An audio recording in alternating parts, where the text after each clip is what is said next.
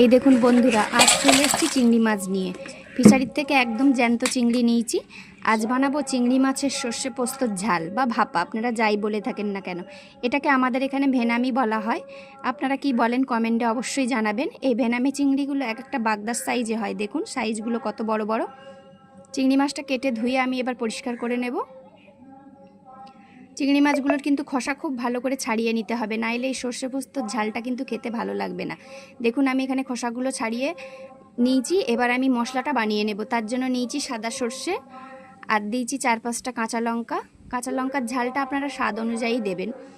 আর দিচ্ছি 1 চামচ মতো পোস্ত। এবার এটা একটু জল দিয়ে বেটে নেব। আর কড়ার মধ্যে সর্ষের তেল দিয়ে চিংড়ি মাছটা একটু এপাশ ওপাশ নেড়ে নিচ্ছি। আমি কিন্তু খুব ভালো করে চিংড়ি মাছটা ভাজবো না, জাস্ট কাঁচা গন্ধটা দূর করার জন্যই আমি একটু তেলের মধ্যে নেড়ে চেড়ে এটা নামিয়ে নিলাম। ওই একই তেলের মধ্যে দিয়ে দিচ্ছি একটা বড় কেটে রাখা পেঁয়াজ কুচি। পেঁয়াজটা একটু বাদামি করে ভেজে নেব। বাদামি করে ভাজা হয়ে গেলেই ওই সর্ষে পোস্ত আর কাঁচা লঙ্কার পেস্টটা এর মধ্যে দিয়ে দেব। এবার এটা একটু ফুটে উঠলে এর মধ্যে 1 চামচ নুন দেব। এখানে কিন্তু আমি কোনো হলুদ ব্যবহার করব না বা গুঁড়ো লঙ্কাও ব্যবহার করব না। গুঁড়ো লঙ্কা ব্যবহার করলে কিন্তু এটা খেতে ভালো হবে না। ঝোলটা ফুটে উঠলে এবার ভেজে রাখা চিংড়ি মাছগুলো এর মধ্যে দিয়ে দিলাম।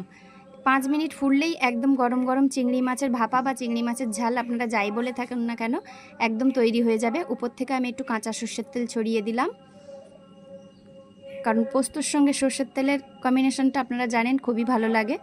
দেখুন আমার এই চিংড়ি মাছের ঝালটা একদম রেডি হয়ে গেছে। এবার এটা আমি নামিয়ে নেব একটা প্লেটে। গরম গরম ভাতের সঙ্গে পরিবেশন করলে খুবই সুন্দর লাগবে। সর্ষে পোস্ত, এখানে কিন্তু আমি সাদা সর্ষে নিয়েছি, কালো সর্ষে ব্যবহার করিনি। সর্ষে পোস্ত চিংড়ি মাছের এই ঝালটা খেতে খুবই সুন্দর লাগে, আর বানাতেও বেশি টাইম লাগে না, একদম 5 মিনিটেই তৈরি হয়ে যায়, বা বেশি মশলাপাতিও এতে প্রয়োজন হয় না। এবার গরম গরম ভাতের সঙ্গে পরিবেশন করে দেখি কেমন হয়েছে। এখানে আমি দেশি চালের ভাত নিয়ে নিয়েছি। এই দেশি চালের ভাত আর দেশি ফিশারির চিংড়ি মাছের সর্ষে বাটা দিয়ে ঝাল কিন্তু খেতে খুবই সুন্দর লাগে। আপনারা এইভাবে একবার বাড়িতে বানিয়ে দেখবেন কেমন হয়েছে, আর কমেন্টে আমাকে জানাবেন। যারা আমার চ্যানেলের নতুন বন্ধু আছেন, আমার চ্যানেলটিকে এখনও সাবস্ক্রাইব করেননি, তারা সাবস্ক্রাইব করে পাশে থাকবেন। যারা ইউটিউব থেকে দেখছেন তারা সাবস্ক্রাইব করে পাশে থাকবেন, আর যারা ফেসবুক থেকে দেখবেন তারা পেজটি ফলো করে আমার পাশে থাকবেন, যাতে আপনাকে আরও ভালো ভালো রান্না আপনাদেরকে উপহার দিতে পারি। তার জন্যই একটা লাইক কমেন্ট অবশ্যই শেয়ার করবেন। ধন্যবাদ, পাশে থাকবেন, আবার নতুন রান্নার জন্য অপেক্ষা করবেন।